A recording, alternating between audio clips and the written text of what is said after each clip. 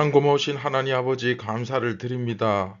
오늘도 주님의 은혜로 저희가 눈을 뜨며 또 간절히 예수님을 바라봅니다. 오늘 우리의 영안이 활짝 열리고 또 온전히 그 말씀을 듣고 깨달아 순종할 수 있도록 성령님 역사하여 주시고 오늘도 우리에게 은혜를 베풀어 주시옵소서. 예수님처럼 살고 예수님처럼 죽기를 결단합니다. 오늘도 부족하지만 이 생명의 빵을 먹음으로써 우리의 능력과 우리의 실력이 아니라 정말 하나님 아버지의 은혜와 능력으로 이 하루를 살아내며 능히 승리하게 인도하여 주옵소서. 오늘 이 생명의 빵을 먹을 때에 성령의 강동하심이 있기를 간절히 원합니다. 예수님의 이름으로 기도드립니다. 아멘. 안녕하십니까 선한제자교회 성도 여러분. 네, 2023년 3월 8일 수요일 아침이 밝아오고 있습니다. 네, 62번째 이야기 사랑하라 한 번 더 상처받지 않은 것처럼. 네, 오늘 세 번째 시간이죠. 다시 돌아오지 못할 밤을 향해 가는 자.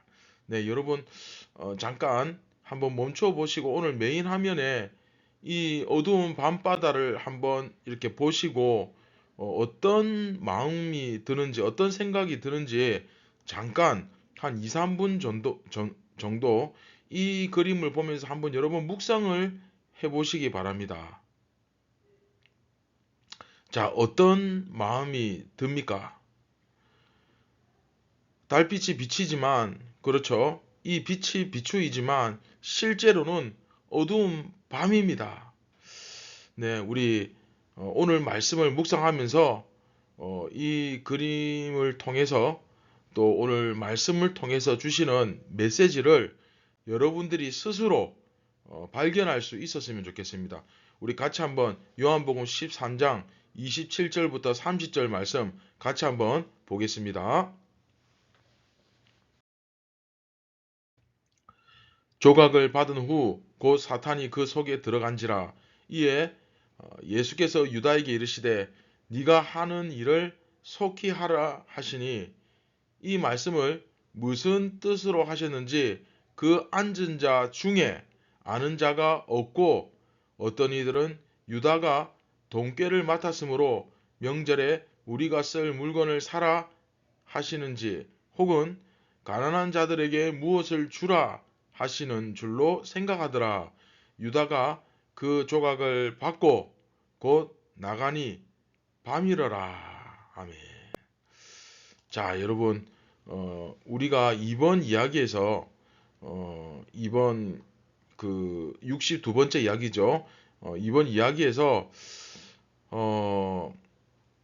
예수님께서 이 제자들과 함께하는 이 최후의 만찬, 그렇죠. 이 자리에서 제자들을 향한 사랑, 호의, 이제 이런 것들이 나타나고 끝까지 사랑하시는 그 주님의 모습, 그렇죠. 그런 주님의 모습이 나타나고, 그리고 반대로 제자들은 어떻습니까? 끊임없이 의심하는 그런 모습이 등장하면서 예수님께서 괴로워하시는 그런 모습이 나오죠. 왜 괴로워하십니까?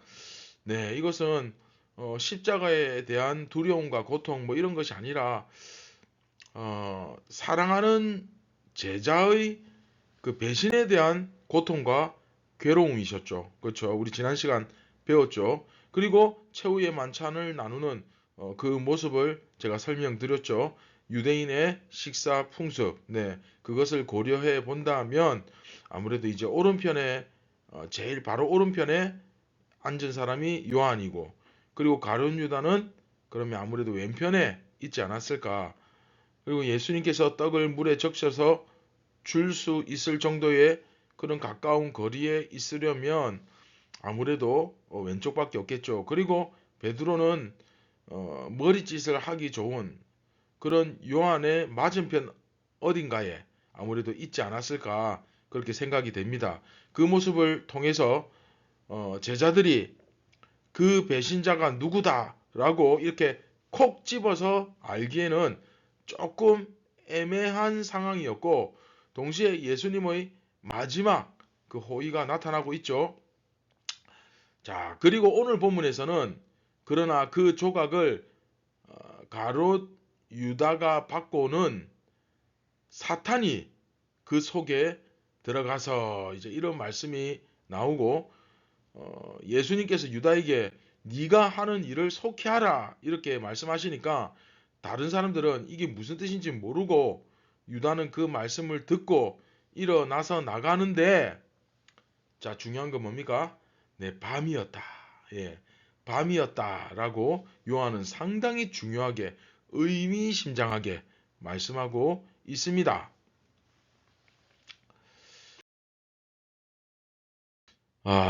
가룟 유다는 아마 예수님이 요한에게 하시는 말씀을 분명히 알아들었을 거예요. 들었을 겁니다. 그렇죠? 그렇게 가까운 데 있는데 어떻게 못 들을 수가 있겠습니까? 그리고 그 떡 조각이 자기에게 주어지는 것을 보고 매우 아마 소스라치게 깜짝 아마 놀랐겠죠. 그러나 그는 그 자리에서 예수님께서 그 떡 조각을 주시는 것이 어쩌면 자기 인생의 마지막 기회일 수도 있는데 회개하지 않았습니다. 사탄의 지배 아래 들어가고 말았던 것이죠. 참 안타깝지만 그리고 예수님께서는 가룟 유다에게 그 하는 일을 속히 하라 이렇게 말씀하시는데 자, 그 상황에서 제자들은 그 말씀을 듣고 그 말씀의 의미가 뭔지 전혀 알아차리지 못하고 유다에게 뭔가 따로 시키실 일이 있었나?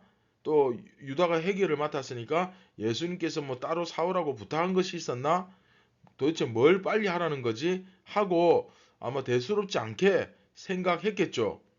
다른 제자들과 한 자리에 함께 한 장소에 모여 있지만 그 가운데서 오직 예수님과 그리고 가룟 유다, 예수님과 가룟 유다 사이에 그 두 사람만 아는 그 1대1의 대화가 오가는 그런 상황인 것입니다. 여러분 이 분위기를 아시겠습니까? 그리고 그 상황에서 예수님은 나는 네가 배신할 것을 안다. 하지만 네가 할 일을 속히 해라. 자, 이게 무슨 의미입니까? 결국 예수님의 그 사랑과 신뢰를 표현하는 거죠. 그렇죠? 무슨 말이냐면 제자들에게 막 떠벌리고 이 녀석이 나를 배신할 거야가 아니라 그 가룟 유다가 스스로 돌이킬 수 있도록 지금이라도 회개할 수 있다라고 사실은 기회를 주시는 거죠. 가룟 유다에게 회개를 촉구하시는 거죠.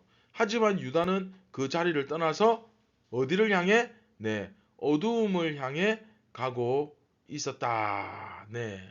다시 말하면 예수님은 끝까지 가룟 유다를 사랑하시고 또 기회를 주셨고 또 유다가 배신자인 줄 아시면서도 그걸 드러내지 않고 밝히지 않으시고 자기의 선택에 맡기실 정도로 예수님이 오픈해버리면 얘가 배신자야 이렇게 해버리면 가룟 유다는 더 이상 기회가 사라집니다. 그러나 예수님은 그것을 드러내지 않으시고 가룟 유다가 아직 최대한 회개하고 돌아올 기회를 예수님은 끝까지 만들어 주시는 거죠.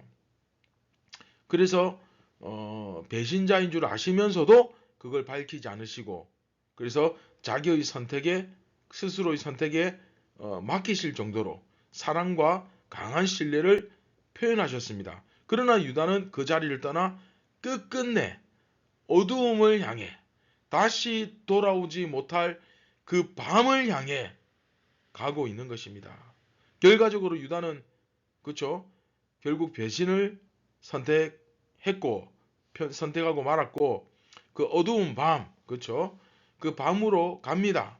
즉 빛을 떠나서 어두움을 향했다라고 기록하고 있는 거죠. 빛을 떠나서 어두움을 향했다. 물론 이 당시는 6월절입니다. 그러면 우리나라 그 정월 대보름처럼 그 6월절이니까 하늘에 보름달이 휘영청 밝게 떠 있었을 것이고 환한 밤이었을 것입니다. 그러나 자, 오늘 메인 화면 그림 한번 떠올려 보십시오. 그러나 요한은 그가 빛이 아니라 어두움을 향했다. 빛이 아니라 어두움을 향했다. 라고 기록하고 있는 거죠. 그는 영적으로 다시는 돌아오지 못할 밤을 향해 가고 있었다는 것입니다. 참 안타깝지만. 그렇죠?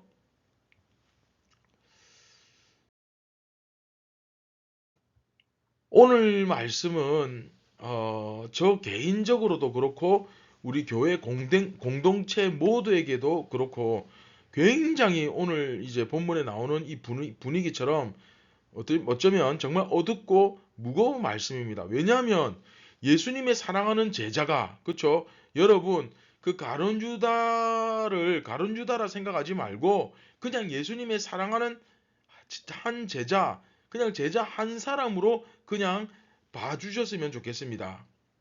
예수님께서 그렇게 아끼시는 사랑하는 제자 그 한 명이 어두움을 향해, 그렇죠? 그것도 다시는 돌아오지 못할 어두움을 향해 가고 있고 예수님은 끝까지 포기하시지 않으시면서 최후의 그 마지막 호의와 강한 사랑과 신뢰를 끝까지 마지막까지 포기하지 않고 지금 표현하고 계신 것입니다. 그런데 결과는 밤이러라 밤이러라 즉 그가 어두움을 향했다라고 기록하고 있는 것입니다. 어두움을 향했다. 자, 사랑하는 성도 여러분, 여러분들은 어디를 향해 지금 가고 있습니까? 오늘 본문에는 나머지 11명은 전부 멀쩡하고 가룟 유다 단지 한 명만 배신한 것처럼 보이지만 이것은 어디까지나 그냥 가룟 유다가 대표성을 띠기 때문에 그런 거고 사실은 가룟 유다 한 사람이 아니라 유대인 전체죠.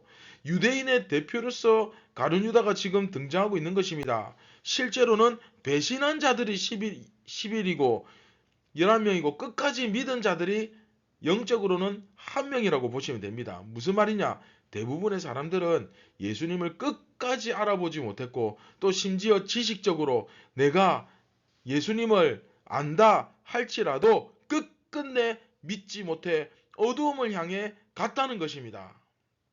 사랑하는 선한제자교회 성도 여러분, 여러분은 지금 어디를 향해 가고 있습니까? 다시 한번 묻습니다.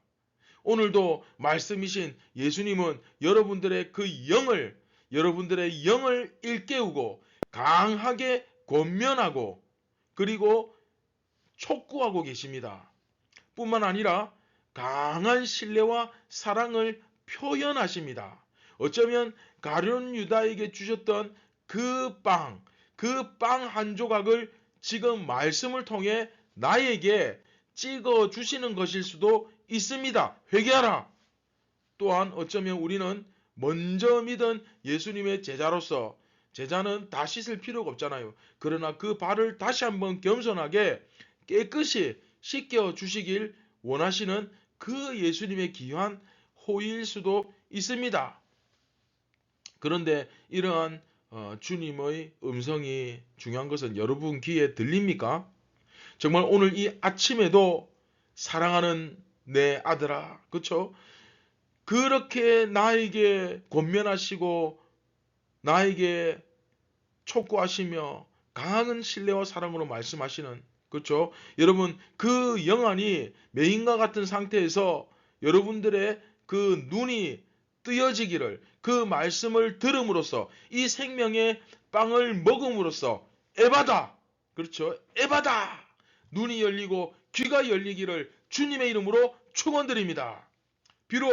내가 비록 내가 예수님을 믿는다고는 하지만 그렇죠? 내 발에 묻은 먼지, 세상에 살면서 내 발에 켜켜이 쌓인 이 먼지를, 이 죄악을 오늘도 이 말씀을 통하여 이 생명의 빵을 통하여 깨끗하게 비우며 정결하게 그렇게 만들고 있는지 나는 결단하고 있는지 돌아볼 수 있기를 바랍니다.